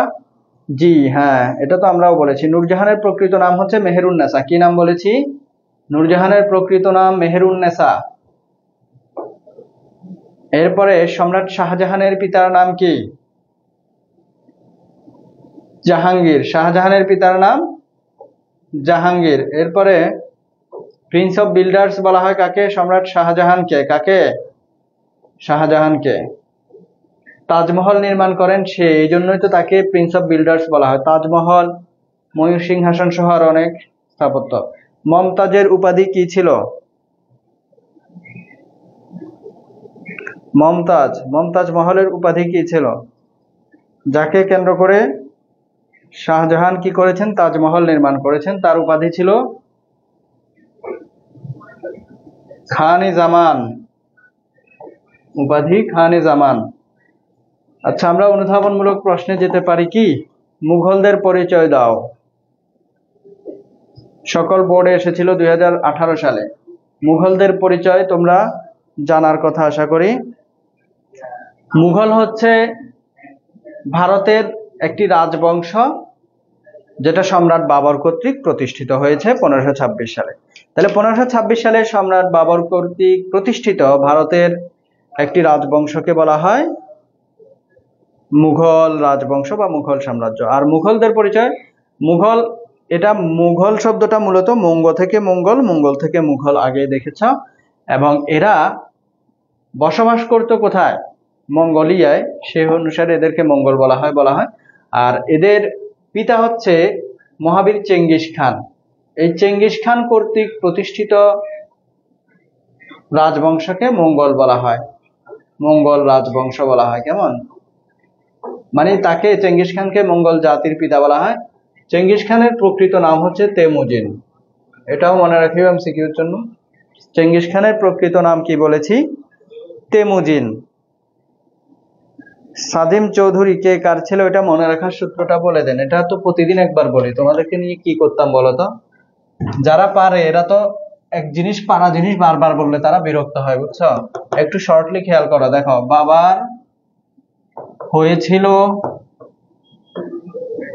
বাবার হয়েছিল একবার জ্বর। তুমি লিখে নাও, বাবার হয়েছিল একবার জ্বর, সারিল ঔষধে। বাবার হয়েছিল একবার জ্বর, সারিল ঔষধে। বাবার মানে হচ্ছে সম্রাট বাবর। এরপরে হচ্ছে হুমায়ুন। হয়েছিল মানে কি? সম্রাট হুমায়ুন। একবার মানে হচ্ছে সম্রাট আকবর। এরপরে জ্বর মানে হচ্ছে সম্রাট জাহাঙ্গীর। এরপরে সম্রাট শাহজাহান সারিল দিয়ে। ও দিয়ে আওরঙ্গজেব। আওরঙ্গজেব। বুঝতে পেরেছ? আবার জ্বর না দিয়ে একবার জ্বর দিও। একবার দিলে আকবর, এটা বেশি মুখে আসে। বুঝতে পেরেছ? আচ্ছা, এখানে দেখো তুজুকি বাবরি বা বাবর নামা কি? তাহলে সম্রাট বাবরের আত্মজীবনীমূলক গ্রন্থ তুজুকি বাবর। তুজুকি বাবরি হলো সম্রাট বাবরের একটি আত্মজীবনীমূলক গ্রন্থ, তুর্কি ভাষায় রচিত। বুঝছো? এই গ্রন্থে তিনি যে ভারত শাসন করেছেন বা তার শাসনকালীন বিভিন্ন বিষয়ের সুখ দুঃখ, সাফল্য, ব্যর্থতা, দোষ গুণ, এই বিষয়গুলো অর্থনৈতিক, সামাজিক, আর্থসামাজিক বিষয়গুলো এখানে কি করেছেন, তিনি তুলে ধরেছেন। মনসবদারি প্রথা বলতে কি বোঝায়, খুবই ইম্পর্টেন্ট।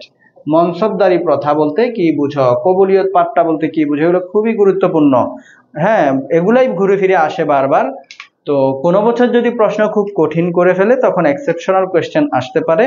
বাট তুমি যদি মনে করো ভালো করে পড়বা, ভালো করে বলতে কি, তুমি যদি 10টা প্রশ্ন চুজ করো যেখান থেকে 5টা আসার পসিবিলিটি বেশি, আগেও বলছি আবার বলতেছি, তাহলে আগে তোমার কোনগুলা, আমরা বলি না প্রায়োরিটি বেসড, বেশিরভাগ স্টুডেন্ট ভালো করে না কারণ তারা যেগুলা অপ্রয়োজনীয় সেটা আগে পড়ে বসে থাকে। তো তোমার প্রায়োরিটি সেট করতে হবে যে তোমাকে কোনটা আগে পড়তে হবে। মনসবদারি প্রথা, মনসবদার কথার অর্থ হচ্ছে পদ বা মর্যাদা। বুঝছো? সম্রাট আকবর এই প্রথা প্রবর্তন করেছিলেন। মূলত এই প্রথার মাধ্যমে তিনি সামরিক বেসামরিক প্রশাসনের অব্যবস্থাপনা দূর করার জন্য, এটা তার একটা সামরিক সংস্কার ছিল। কার? সম্রাট আকবরের। এটার মাধ্যমে তিনি সেনাবাহিনীতে শৃঙ্খলা ফিরিয়ে আনার চেষ্টা করেছিলেন। অর্থাৎ সেখানে সেনাবাহিনীর যে কর্মচারীরা রয়েছে সবাইকে একটা নির্দিষ্ট পদ বা মর্যাদা অনুসারে তিনি সাজিয়েছেন, এবং এই পদ যাকে দেয়া হতো, পদের অধিকারীকে বলা হতো মনসবদার, আর এই প্রক্রিয়াটাকে বলা হয় মনসবদারি প্রথা। যাকে এই পদ দেয়া হয় সেই পদাধিকারী ব্যক্তিকে বলা হয় মনসবদার, আর এই পদ দেওয়ার প্রক্রিয়াটাকে বলা হয় মনসবদারি প্রথা। অনেক সহজ করে বুঝায় বললেও পরীক্ষায় ছেলেপেলেরা উল্টাপাল্টা লিখে ফেলে। অন্তত টু দা পয়েন্টে সেটার অ্যান্সার দিতে না পারলেও কতে এমন একটা তথ্য দাও যেটা তোমার প্রতি আমার মিস কনসেপ্ট ক্রিয়েট না করে, আমি তোমার প্রতি যাতে সুধারণা নিতে পারি। তুমি মনসবদারি প্রথা কাকে বলে সেটা অন্তত যদি প্রথম পয়েন্টে বলতে না পারো, অন্তত এটা বলো যে মনসবদারি প্রথা সম্রাট আকবর কর্তৃক প্রবর্তিত একটি প্রথা, এটা বলো অন্তত। তোমার কাছে জানতে চেয়েছে মনসবদারি প্রথা কি, কে প্রবর্তন করেছে সেটা তো পরে, সেটা কিন্তু একটু ঘুরিয়ে পেঁচিয়ে অ্যান্সার, তাও অন্তত টু দা পয়েন্টে ছিল। অথবা তুমি যদি একদমই পারো তাহলে তো বলতেই পারো মনসবদারি প্রথা হলো সম্রাট আকবর কর্তৃক প্রবর্তিত তার একটি সামরিক সংস্কার নীতি। মনসব শব্দের অর্থ পদ বা মর্যাদা। যাকে এই পদ বা মর্যাদা দেওয়া হতো তাকে বলা হতো মনসবদার। আর এই পদ বা মর্যাদা দেওয়ার যে প্রক্রিয়া বা সিস্টেম সেটাকে বলা হয় মনসবদারি প্রথা। কথা কি ক্লিয়ার? আওরঙ্গজেবকে জিন্দাপীর বলা হয় কেন? কারণ ইসলামী অনুশাসনের প্রতি তিনি অত্যন্ত নিষ্ঠাবান ছিলেন। এগুলা থেকে আরো অনেক এমসিকিউ তোমরা পাবা। আওরঙ্গজেবকে জিন্দাপীর বলার কারণ কি বলেছি? ইসলামী অনুশাসনের প্রতি তিনি অত্যন্ত কেমন ছিলেন?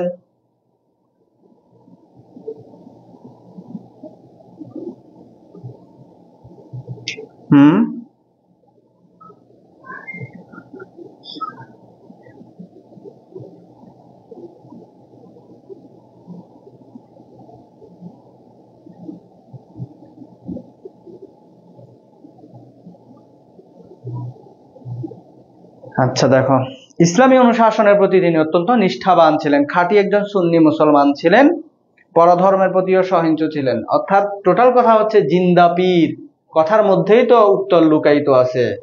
পীর মানেই তো সে ধর্মকর্ম করে বলে তাকে পীর বলা হয়, তাই সে ধর্মকর্ম করতো বেশি, এই জন্যই তাকে পীর বলা হয়। কথা ক্লিয়ার?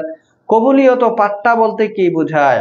কবুলিয়ত পাট্টা, এটা দুইটা দলিল, কবুলিয়ত ও পাট্টা। পাট্টা হচ্ছে সরকার কৃষকদের মালিকানা স্বীকার করে কৃষকদেরকে যে দলিলটা দিত সেটা। কবুলিয়ত হচ্ছে কৃষকরা সরকারকে বিনিময়ে সরকার কর্তৃক গিভেন বা প্রদত্ত যে টার্মস এন্ড কন্ডিশনস, যে রিকোয়ারমেন্ট, সেগুলো মেনে নিয়ে সরকারকে প্রতি উত্তরে যেই পত্রটা দিতেন সেটাকে বলা হয় কবুলিয়ত। কবুলিয়ত মানে কবুল করে নিয়েছেন। গ্র্যান্ড ট্রাঙ্ক রোড সম্পর্কে কি জানো? গ্র্যান্ড ট্রাঙ্ক রোড এটা শেরশাহের একটা যাতায়াত ব্যবস্থার অন্যতম সংস্কার বা অবদান। শেরশাহ এটা নির্মাণ করেছিলেন। আফগান শাসক শেরশাহ নির্মিত একটি ঐতিহাসিক মহাসড়কের নাম হচ্ছে গ্র্যান্ড ট্রাঙ্ক রোড। শেরশাহ এরকম বড় বড় 4টা সড়ক নির্মাণ করেছেন, তার মধ্যে এটা একটা। এটাকে সড়কে আজম বলা হয়। কি বলা হয়? যদি সড়কে আজম বলতে কি বুঝা বলা হয়, উত্তর কিন্তু একইটা। পরে বলবা যে পড়ছি তো গ্র্যান্ড ট্রাঙ্ক রোড, সড়কে আজম তো পড়ি নাই। হ্যাঁ, তাহলে এই রাস্তাটা ছিল প্রায় 1500 মাইল দীর্ঘ। কত দীর্ঘ? এই রাস্তার দুই ধারে তিনি হচ্ছে ছায়াদানকারী, ফলদানকারী বিভিন্ন গাছও কি করেছিলেন? রোপণ করেছিলেন। পানিপথের প্রথম যুদ্ধে বাবরের জয়লাভের কারণ কি? অন্যতম কারণ হচ্ছে, অনেকগুলো কারণ আছে, তুমি বলতে পারবা। ভারতবর্ষে বা ভারতীয় উপমহাদেশে সর্বপ্রথম তিনি এমন একটি অস্ত্রের ব্যবহার করেছেন যেটার সাথে ইতোপূর্বে কেউ পরিচিত ছিল না, সেটা হচ্ছে কামান। তাহলে কামানের ব্যবহার একটা কারণ হতে পারে। এরপরে সম্রাট বাবর যেই পদ্ধতিতে যুদ্ধ করতেন বা একটি স্পেশাল যুদ্ধ কৌশল তিনি শিখে এসেছিলেন, যেটাকে তুলঘুমা যুদ্ধরীতি বলা হয়, সেটাও তিনি এখানে অ্যাপ্লাই করেছেন।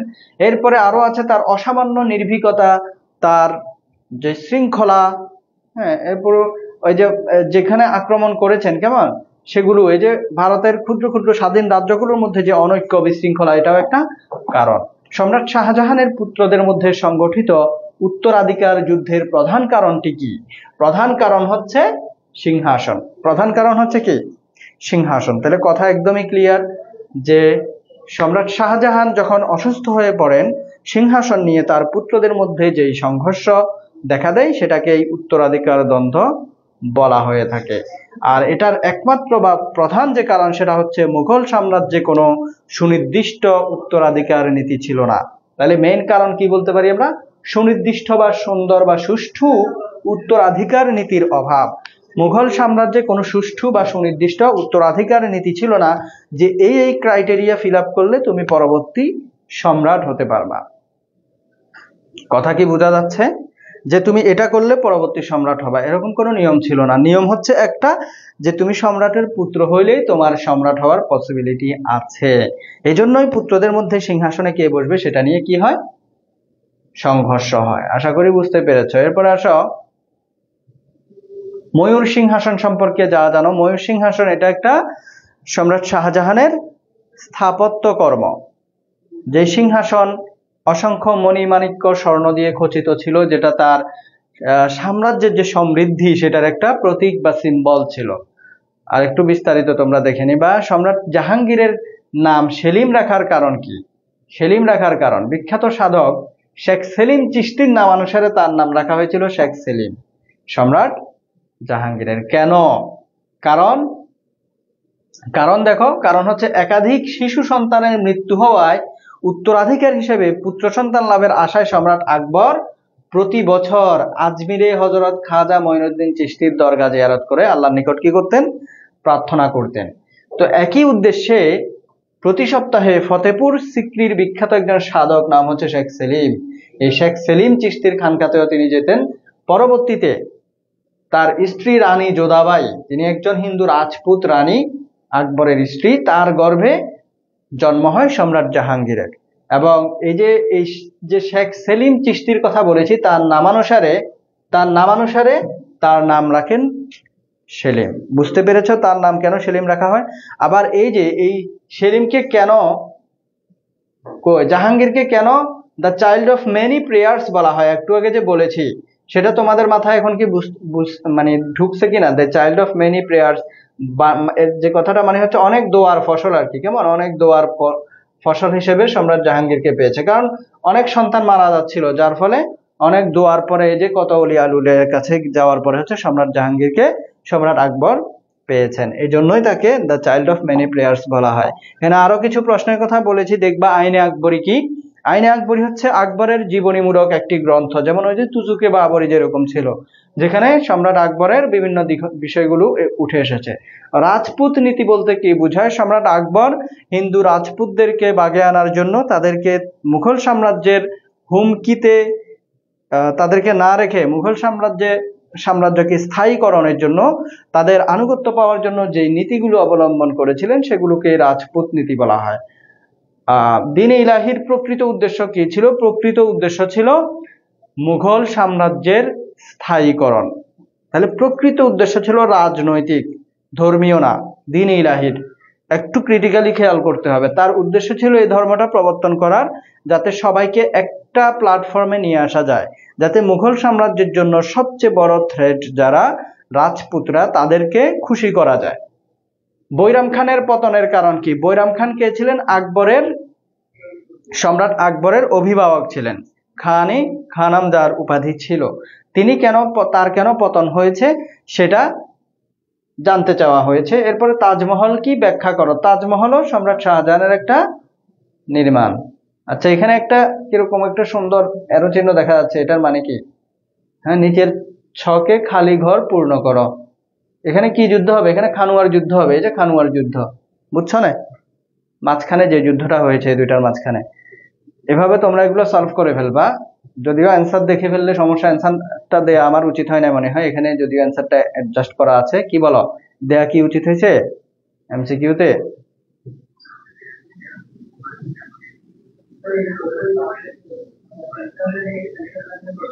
আচ্ছা, আসো সৃজনশীল থেকে কি দেখবা সম্রাট আকবরের। আমরা মনে হয় এই যে এখানে যে সৃজনশীল গুলা তোমরা দেখতে পাচ্ছ, এগুলা বিস্তারিত না পড়ে শুধু ওই যে টপিক গুলা বলে যায় কি কি পড়বা। সম্রাট আকবর থেকে দ্বীন ইলাহি, রাজপুত নীতি, বিশেষ করে দ্বীন ইলাহি যে ধর্ম সে প্রবর্তন করেছিল সেটা দেখবা। আচ্ছা, সম্রাট হুমায়ুনের হচ্ছে শের শাহের সাথে তার যে পরাজয় সেটার কারণ এবং ফলাফল দেখবা। এগুলা হচ্ছে তোমাদের সাজেশন। সম্রাট জাহাঙ্গীরের সময় নূরজাহানের যে প্রভাব, এই উদ্দীপকটা একটু পড়ে দিতাও। মাহমুদা আক্তারের স্বামী, তাহলে মাহমুদা আক্তার হচ্ছে নূরজাহান। এখনই তোমরা বুঝবা না, আর একটু পড়লে বুঝবা। তার স্বামী একটি বেসরকারি কোম্পানির মালিক। কোম্পানির বিভিন্ন কাজে মাহমুদা তার স্বামীর উপর প্রভাব বিস্তার করেন। তিনি তার দুই ভাইকে কোম্পানির উচ্চ পদে বসিয়েছেন। মাহমুদার প্রভাবের কারণে এক পর্যায়ে তার স্বামী কোম্পানির নামমাত্র মালিকে পরিণত হন, যেটা হচ্ছে সম্রাট জাহাঙ্গীর হচ্ছে এখানে মাহমুদার স্বামী, আর নূরজাহান হচ্ছে মাহমুদা। তো বুঝতে পেরেছো আশা করি। এজন্যই নূরজাহানকে পাওয়ার বিহাইন্ড দ্য থ্রোন বলা হয়। এই তথ্যগুলো দিয়ে তোমরা যদি সুন্দর করে অ্যান্সার করতে পারো, আশা করি ফুল মার্কস পাবা। সম্রাট শাহজাহান কি জন্য বিখ্যাত? তার স্থাপত্যকর্ম এবং উত্তরাধিকার দ্বন্দ্ব। তাইলে তার থেকে এই দুইটা বিষয় একটু জেনে নিবা, যে কার সময় কোনটা ঘটেছিল, এগুলো জানলে তো অ্যান্সার করা যায়। সম্রাট বাবর, পানিপথের প্রথম যুদ্ধটা, তার গুরুত্ব, এগুলো দেখলেই হবে। আর আওরঙ্গজেব থেকে তার যে দাক্ষিণাত্য নীতি, এটাকে মুঘল সাম্রাজ্যের পতনের কারণ হিসেবে অনেক সময় ধরা হয়। বা এটা কি, দাক্ষিণাত্য নীতিটা অ্যাকচুয়ালি কি, যেন ব্যাখ্যা করতে পারো। শেরশাহ থেকে তো অনেক জায়গা আছে প্রশ্ন করার। তার সংস্কার গুলো দেখবা। শেরশাহের কি দেখবা? প্রশাসনিক সংস্কার, যাতায়াত ব্যবস্থা সহ অনেকগুলো বিষয় আছে, এগুলো দেখলেই হবে।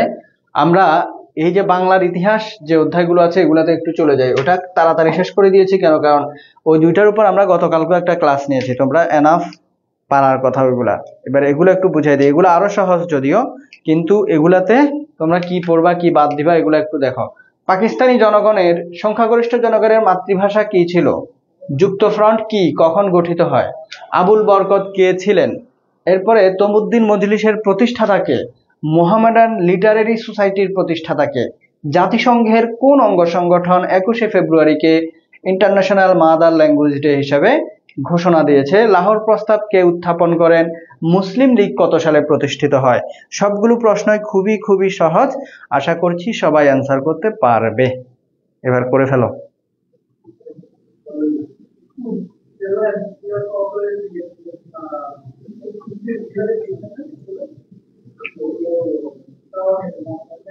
সবাই সবাই একটু তাড়াতাড়ি অ্যান্সার করো।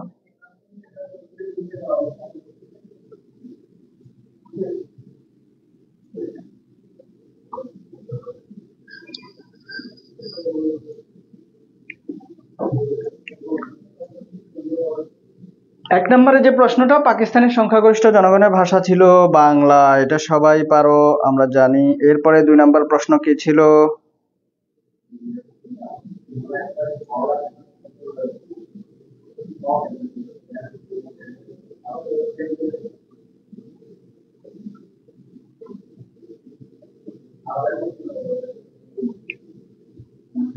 তাড়াতাড়ি তাড়াতাড়ি।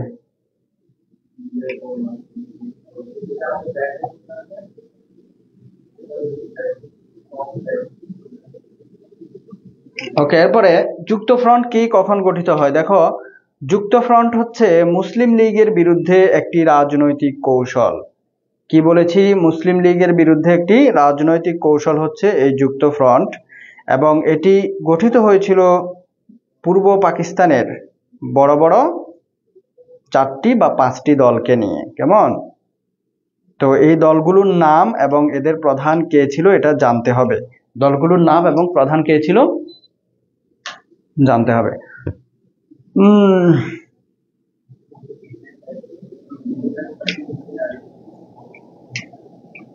আচ্ছা, এরপরে আমরা চলে যাচ্ছি আমাদের পরবর্তী প্রশ্ন, আবুল বরকত। আচ্ছা, এটা কবে গঠিত হয়? 1953। কেমন? নির্বাচন হয় 54 সালে। আবুল বরকত কে ছিলেন? আবুল বরকত হচ্ছে একজন ভাষা শহীদ, একজন ভাষা শহীদ। কারো কোনো প্রশ্ন আছে?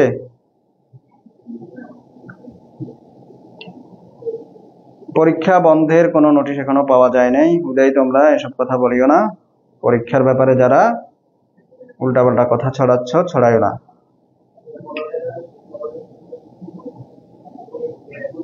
আসো, যুক্তফ্রন্ট গঠিত হয় কখন বললাম। এরপরে আবুল বরকত তিনি কে? এতক্ষণ লাগলে হবে নাকি? এগুলা বাচ্চাদের প্রশ্ন অ্যান্সার করবা, সব জায়গায় পড়ো, পৌরনীতিতে পড়ো, ইতিহাসে পড়ো। আবুল বরকত একজন ভাষা শহীদ। কেমন? এরপরে আসো পরবর্তী প্রশ্নটা।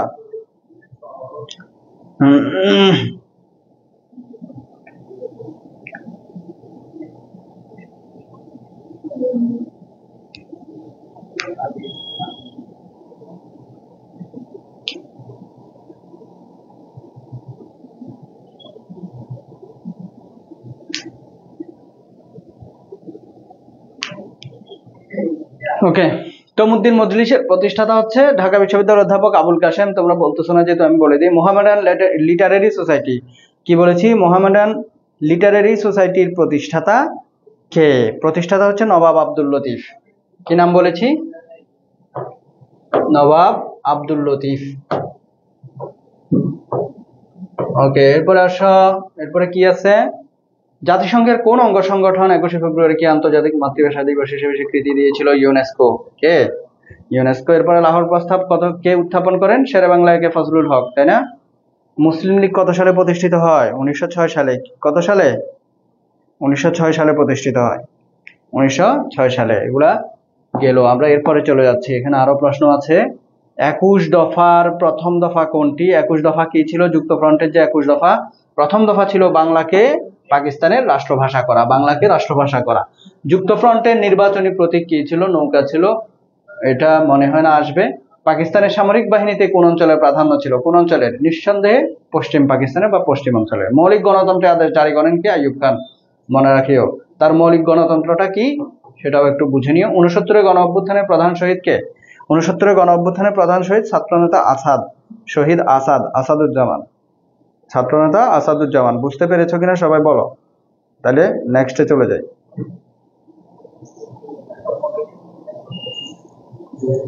আচ্ছা, এখান থেকে তোমরা যেই জ্ঞানমূলক প্রশ্নগুলা দেখবা, যেমন সর্বদলীয় রাষ্ট্রভাষা সংগ্রাম পরিষদ কেন গঠিত হয়, কেমন, এটা অবশ্যই দেখবা।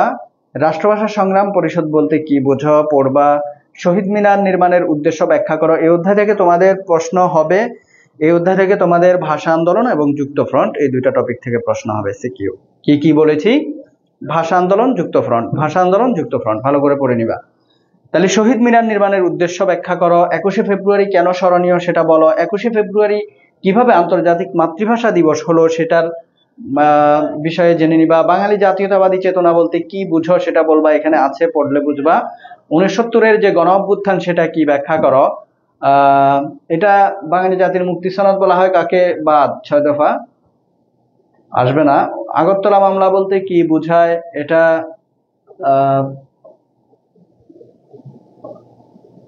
দেখে নিতে পারো একটু করে, 1 স্টার। যুক্তফ্রন্ট কেন গঠন করা হয়েছিল পড়বা। মৌলিক গণতন্ত্র বলতে কি বোঝায় পড়বা। তমুদ্দিন মজলিস কি পড়বা। পূর্ব পাকিস্তান এবং পশ্চিম পাকিস্তানের মধ্যে যে বৈষম্য, কিছু বৈষম্য একটু ডাটা সহ একটু দেখে রাখবা, যাতে স্ট্যাটিস্টিক্যালি তুমি সেটা একটু প্রুফ করতে পারো।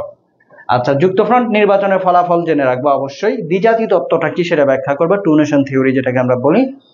ওকে, বুঝতে পেরেছো আশা করি। আরেকটা অধ্যায় আছে, দ্রুত টেনে যাচ্ছি তোমাদেরকে ছেড়ে দেওয়ার জন্য, যাতে তোমরা পড়ায় চলে যেতে পারো। এই যে সৃজনশীলের জন্য কি পড়বা? ভাষা আন্দোলনের কারণ ও ফলাফল পড়বা। ঊনসত্তরে গণ অভ্যুত্থান পড়বা, গণ অভ্যুত্থান হ্যাঁ পড়তে পারো, গণ অভ্যুত্থান থেকে হয়তো সিকিউ নাও আসতে পারে।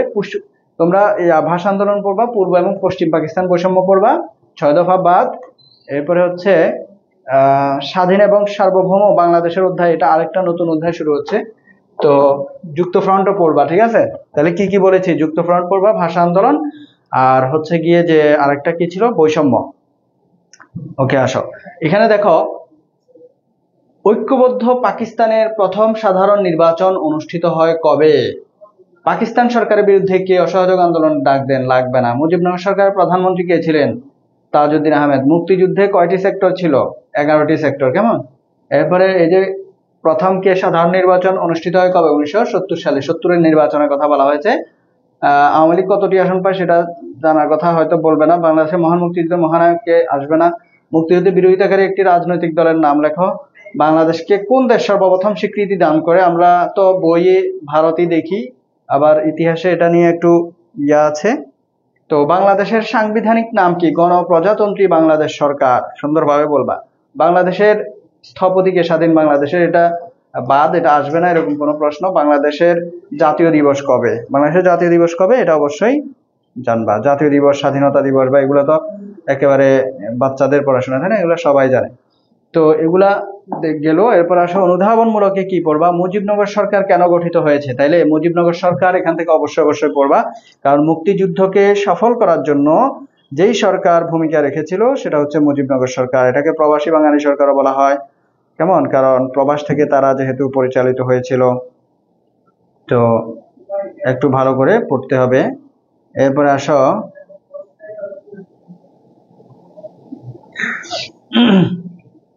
আমরা এরপরে যাই। তাইলে মুক্তিযুদ্ধকে সঠিকভাবে পরিচালনার জন্য মুক্তিযুদ্ধে ভারতের অবদান সংক্ষেপে লেখো।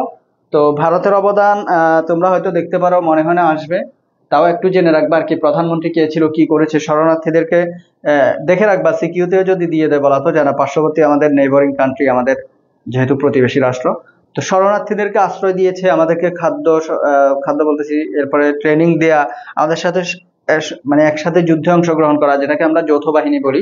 অপারেশন সার্চলাইট কি? এটা থেকেও প্রশ্ন আসে, অবশ্যই পড়বা। খতে হোক, উদ্দীপকে হোক, যে কোনো জায়গায় চলে আসবে। হ্যাঁ, অপারেশন সার্চলাইট হচ্ছে যে লাইট মেরে আমরা কি করি, অপারেশন করি, সেটাকে অপারেশন সার্চলাইট বলে। ঠিক আছে? এটা আবার সঠিক উত্তর মনে করে এবার কেটে কুটে ভাইরাল করে দিও না। তাহলে 25শে মার্চ রাতে, 1971 সালের 25শে মার্চ রাতে পাকিস্তানি হানাদার বাহিনী যে অপারেশন চালিয়েছিল নিরস্ত্র বাঙালির উপর, সেটা। মহান মুক্তিযুদ্ধে এই যে কমিটিগুলা ছিল, শান্তি কমিটি, আলবদর, এদের ভূমিকা ব্যাখ্যা করো। স্বাধীন বাংলা বেতার কেন্দ্রের ভূমিকা লাগবে। মুক্তিযুদ্ধে নারীদের অবদান কেমন ছিল, এগুলা একটু চিন্তা করলে বলা যায়। একটু বুদ্ধি খাটিয়ে নারীরা কিভাবে অবদান রাখতে পারে। নারীরা হচ্ছে তোমার যে কি করতে পারে, আশ্রয় দিয়ে, খাদ্য সহায়তা দিয়ে, সেবা শুশ্রূষা করে, মুক্তিযোদ্ধাদেরকে তোমার হচ্ছে গিয়ে লুকিয়ে রেখে, পরিচয় গোপন করে, ইত্যাদি বিভিন্নভাবে সহায়তা করতে পারে বা করেছিল। ক্লাসে যারা আছো মোটামুটি 50 জন দেখতেছি, তোমরা আসলে মনোযোগ দিয়ে ক্লাস করতেছো, শুরু থেকেই তোমরা এরকম ছিল, এখনো আছো। কে কোত্থেকে আজকে ক্লাসে আছো একটু বলো তো দেখি, 1 মিনিটের মধ্যে। কথা শুনে বুঝতেছো দ্রুত আগাচ্ছি শেষ করে দেওয়ার জন্য। শেষ পর্যায়ে আছি আমরা একদম। ও সৃজনশীল,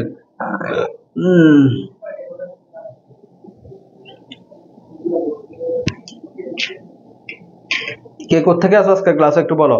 এই লাস্ট একটা উদ্দীপক আছে এখানে, এটা পরে আমরা শেষ করে দেবো ক্লাস। মোটামুটি খুবই সহজ। তোমাদের ইসলামী ইতিহাস দ্বিতীয় পত্র পরীক্ষা যদি A+ তুলতে কেউ না পারো, তার মতো দুর্ভাগা, তার মতো হতভাগা আর কেউ নেই। মাত্র 4টা অধ্যায়, এর মধ্যে সবগুলাই, এই যে শেষের 2টা তো পানি ভাত, আগের 2টাও সহজ। মুঘল সাম্রাজ্যটা পড়তে তোমরা পুরা 3-4 বছর শেষ করে দিছ। এরপরে আরো আছে কি, আরেকটা ওই যে মোহাম্মদ বিন কাসিম, সিন্ধু বিজয়, এগুলো আর কত পড়বা, আর কত পড়াবো। পড়াইতে আমিও শেষ, পড়তে তোমরাও শেষ। কুমিল্লা থেকে ইয়াসিন, সিলেট থেকে ইব্রাহিম, নোয়াখালী থেকে সজীব। নোয়াখালী তোমরা কি এখনো রাষ্ট্র চাচ্ছ কিনা সজীব? তোমরা কি নোয়াখালীকে এখনো বিভাগ চাও? নেত্রকোনা থেকে আছো কণা, ফেনী থেকে রিদওয়ান, ভেরি গুড। ফেনী কোথায় তোমার বাড়ি? এরপরে ইয়াসিন চট্টগ্রাম থেকে, লিমন চট্টগ্রাম, হুজাইফা আগ্রাবাদ, রুহান নোয়াখালী। বাহ, আজকে দেখি নোয়াখালীরও ডমিনেশন ভালো। গাজীপুর, রিয়ামণি, রূপন্তী রয় খুলনা থেকে, ভেরি গুড। মেহেদি হাসান, ময়মনসিংহ বিভাগ। জেলা নেত্রকোনা। পিডিএফটা দিয়েন সালমান পার্সি। তাইলে তোমার জেলা হচ্ছে পিডিএফ নাকি? সালমান ফার্সির জেলা হচ্ছে পিডিএফ। প্রিন্স ইয়াসিন চিটাগং চকবাজার, না কি লেখছে এটা, বাজার তো লেখা নাই। ফরিদা ইয়াসমিন চট্টগ্রাম, রিফাতুল্লাহ সিলেট। অনেকে হয়তো 2বার কমেন্ট করে ফেলতেছে, কারণ তার কাছে ভালো লাগতেছে, তার নামটা এইভাবে পাবলিকলি পড়তেছি, সে একটু উপভোগ করতেছে না। এরপরে হচ্ছে শামীম হচ্ছে জামালপুর, সাজিম কুষ্টিয়া, সজীব নোয়াখালী বিভাগ এখনো চাচ্ছে, ভেরি গুড, চাওয়া উচিত। ছাগলনাইয়া থেকে রেদওয়ান, আচ্ছা।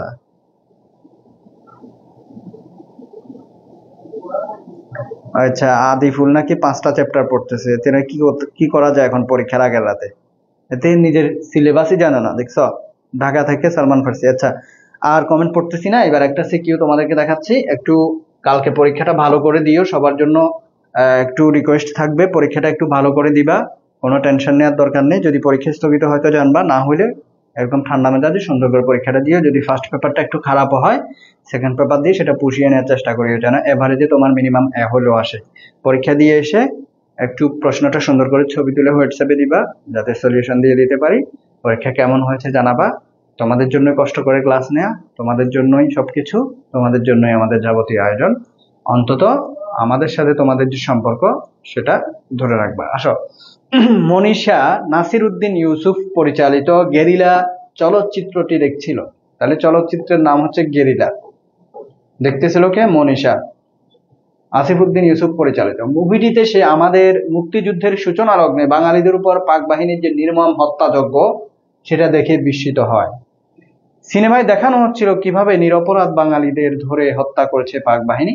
তাছাড়া বঙ্গবন্ধুর যে স্বাধীনতার ঘোষণা মোষণা, এগুলা বাদ, এগুলা দেখার দরকার নেই, এগুলো থেকে আসবে না। দেখো, উদ্দীপকের গেরিলা চলচ্চিত্রে মুক্তিযুদ্ধের সূচনা লগ্নের কোন হত্যাযজ্ঞের চিত্রটা প্রদর্শিত হয়েছে? Operation searchlight. এটার নেতৃত্ব দিয়েছে কে? এগুলা সব সহ একটু জানবা। ওই যে রাও ফরমান আলী। মুজিবনগর সরকারের উদ্দেশ্য তাৎপর্য, কি কি কাজ করেছে এগুলা জানবা। এই যে বাংলাদেশকে 11টা সেক্টরে বিভক্ত করা, 4টা মন্ত্রণালয়ে বিভক্ত করা, এগুলা মুজিবনগর সরকার করেছে। মুক্তিযুদ্ধে ভারতের ভূমিকা এবং যুক্তফ্রন্ট নির্বাচন, এই টপিকগুলা থেকে তোমাদের প্রশ্ন হবে, এর বাইরে যাবে না, এগুলাই হচ্ছে পড়ে নেবা।